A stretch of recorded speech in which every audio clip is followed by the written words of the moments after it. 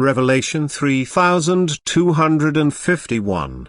From the 11th of September 1944. Chaos. Fight of faith. And it will come as it is written. A spiritual change is imminent, but only after a state of extreme confusion, earthly and spiritual perplexity, clearly recognizable satanic activity and utmost earthly and spiritual hardship. For all this must proceed so that a new spiritual life will emerge from it, which will now be led by those who assert themselves in these end times, who place spiritual life above earthly life and do not allow themselves to be determined to fall away from God.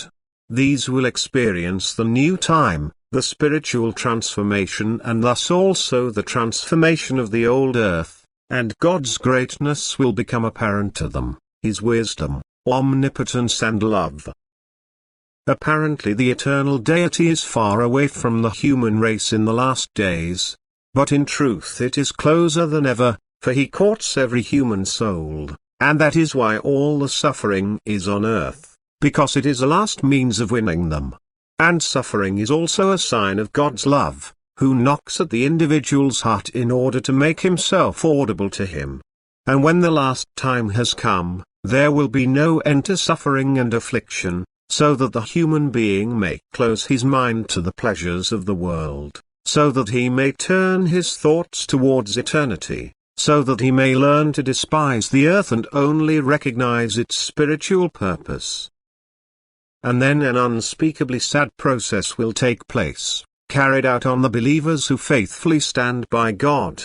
This will signify a final onslaught against the faith. A disenfranchisement will be introduced which shall expel all believers from the circle of the general public. A time of unspeakable suffering will come for these believers, yet it will only appear so to fellow human beings, for the believers themselves do not feel the suffering to the extent it appears, since the strength of God will assist them and make them able to bear the fate imposed upon them.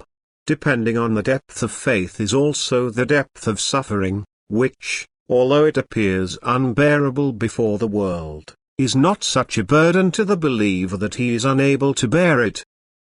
But the world tries to celebrate triumphs, people will be more materially minded than ever, they will chase after worldly pleasures, they will unscrupulously take what seems desirable to them without consideration for their fellow human beings. And they will heap injustice upon injustice, sin upon sin, and offend against the divine commandments because they no longer acknowledge God and testify to this in the openly waged battle against the believers.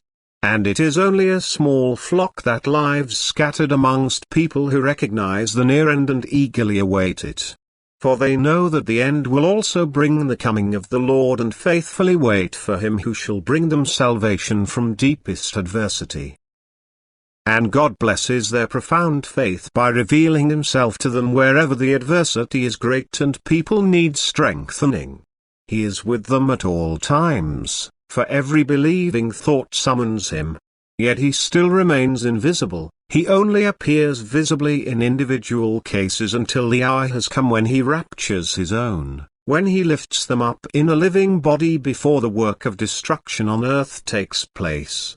And then the great earthly adversity will be over, for the believers can no longer be harassed if they take possession of the new earth again in order to start a new redemption period as the tribe of the new human race.